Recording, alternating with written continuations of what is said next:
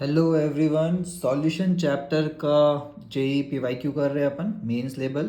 Question number 6 करते हैं। इसमें बोला गया है कि solution is prepared by mixing 8.5 gram of some compound CH2Cl2 and 11.95 gram of CHCl3।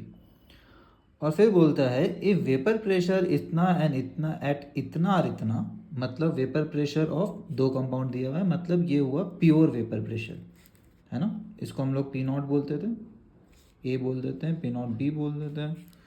Mole fraction in vapour. अब इस चैप्टर का नाम सॉल्यूशन है, तो हवा से तो इसको मतलब है नहीं, तो जितने भी इस चैप्टर के जो कॉन्सेप्ट होते हैं वो सॉल्यूशन के अंदर लगते हैं। लेकिन अपने को पता है कि सॉल्यूशन और हवा का कुछ रिलेशन होता है, जो रॉल्ट साहब हम लोग को बताए थे कि अगर यहाँ पे ए और बी है तो ए और बी उड़ेगा, ठीक है। तो इनका जो प्रेशर आएगा उड़ने के बाद पी वो होगा, अगर सिर्फ ए रहता तो जितना प्रेशर आता into mole fraction of A, right. ऐसा बहुत बार कर चुके हैं अपन। तो इससे क्या पता चलता, अगर सॉल्यूशन में आपको मोल फ्रैक्शन दिया हुआ है तो सर आप हवा में पी और पी भी निकाल सकते हैं। और फिर आप डाल्टन साहब को यूज़ करोगे, तो ये तो हुआ रॉल्ट साहब को यूज़ करना, मिस्टर रॉल्ट्स। और फिर अगर अपन डाल्टन साहब को यूज़ किए तो बोल सकते हैं कि हवा का कैलकुलेशन डाल्टन साहब अपने को सिखा रखे हैं क्या, कि अगर आपको पी टोटल पता है जो कि P A plus P V हो जाएगा, पी और पी बी निकाल लिए तो आपको पता है कि पी टोटल से हम लोग मोल फ्रैक्शन निकाल सकते हैं। कैसे? क्योंकि पी ए होता है हवा में जो प्रेशर आएगा वो total pressure into mole fraction आता है। हम लोग को क्या यही निकालने बोला गया है, इसको एक्स डैश बोल देते हैं, ठीक है। तो ये रिलेशंस होते हैं अपने के पास। अब अपन देखते हैं क्या क्या गिवन है। तो फर्स्ट पार्ट करते हैं पहले। गिवन क्या है,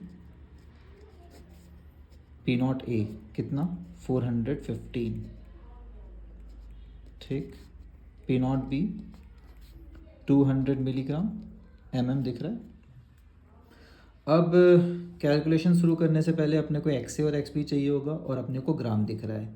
जैसे अपने को ग्राम दिख रहा है समझ में आ गया कि मोल कॉन्सेप्ट का कंसंट्रेशन टर्म्स यूज़ होगा। इनको यूज़ करने के लिए गिवन मास से मोल्स निकालेंगे, फिर मोल फ्रैक्शन निकालेंगे, ठीक है।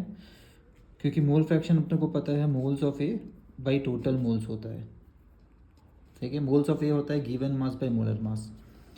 ए का गिवन मास तो पता है, ए का गिवन मास कितना है 8.5 ग्राम, ठीक है। ए का क्या अपने को मोलर मास पता है, तो निकाल सकते हैं। अगर फॉर्मूला दिया हुआ है, आइडेंटिटी दिया हुआ है, तो निकालना सर बहुत डिफ़िकल्ट तो नहीं होता है, दिख रहा है।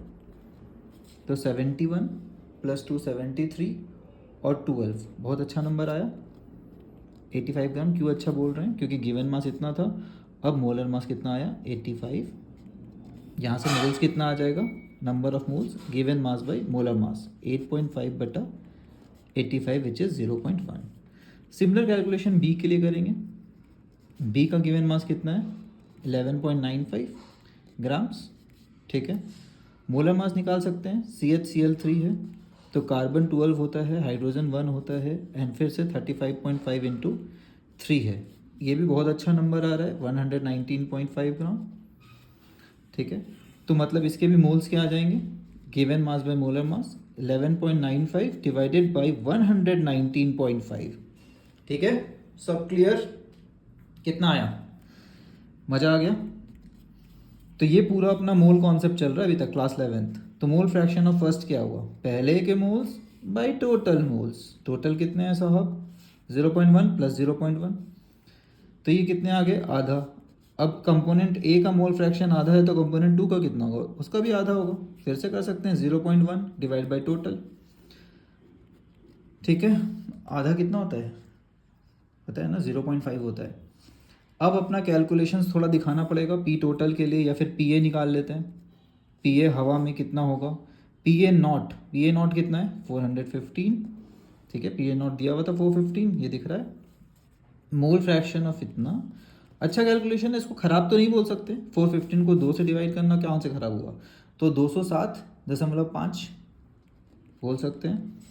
सिमिलरली पी भी निकाल सकते हैं, कितना 200 था और मोल फ्रैक्शन पी बी का हाफ है 100। टोटल कितना आया, पी टोटल क्या होता है, P A plus P B. ठीक है, यहाँ तक अपना सॉल्यूशन चैप्टर का पूरा कॉन्सेप्ट लग रहा है ना, मोल कॉन्सेप्ट लगा, फिर सॉल्यूशन चैप्टर का रॉल्स लॉ लगा। अब डाल्टन भैया के पास चलते हैं। डाल्टन भैया बोलते हैं हवा में आपको टोटल प्रेशर पता है, हवा में आपको इंडिविजुअल प्रेशर पता है, तो मोल फ्रैक्शन से निकल सकता है। तो P total into mole fraction of A होता है प्रेशर ऑफ ए का कितना कंट्रीब्यूशन है टोटल में से। मोल फ्रैक्शन मतलब 1 से छोटा नंबर ना, तो टोटल हमेशा बड़ा ही होता है, 1 से छोटा नंबर इंटू करेंगे तो हाँ इंडिविजुअल कंट्रीब्यूशन आ जाएगा। ठीक है, तो पी टोटल कितना आया था 307.5। मोल फ्रैक्शन हवा में यही तो निकालना है, और फर्स्ट पी ए कितना आया था 207। तो हमसे मोल फ्रैक्शन ऑफ CH Cl3 नहीं पूछ रहा है, तो ये वाला कैलकुलेशन तो फिर भी थोड़ा सा ट्रिकी दिख रहा है। हम लोग से कंपोनेंट बी का पूछ रहा है ना, CH2Cl2 नहीं पूछा है, कंपोनेंट बी। तो कंपोनेंट बी का भी कर लेते हैं सेम तरह से। P total 307.5 into component B का मोल फ्रैक्शन हवा में इज इक्वल टू 100। ये वाला नंबर अच्छा लग रहा है 100 देखकर। एक्स पी कितना आया 100/307। 1/3 कितना होता है 0.3 है ना, 1/3 तो सबको पता होता है 0.3। तो ये दिख रहा है 3 3 9 होता है वैसे भी, तो पॉइंट लगाएंगे तो 1000/300 कितना होता है 0.3। अब 0.3 से रिलेटेड एक ही ऑप्शन है, ऑप्शन भी नहीं है और कोई, देख लो। तो जेई ने बड़े अच्छे से ऑप्शन बना रखा है। तो ये चीज़ें जेई में हमेशा ध्यान देना है कि जब ऑप्शन क्लोज ही नहीं है तो क्यों कर रहे हो, 0.33 कितना आ रहा है या 32 आ रहा है। ठीक है, तो हम लोग सी को टिक मारेंगे और आगे बढ़ जाएंगे। होपफुली सबको समझ में आया होगा। नहीं समझ में आया तो वीडियो एक बार फिर से देख सकते हैं, थोड़ा स्लो करके देख सकते हैं, सबका अपना अपना स्पीड होता है, उस स्पीड में आप लोग देख सकते हैं। ठीक है, thank you everyone, thanks for watching and do subscribe the channel.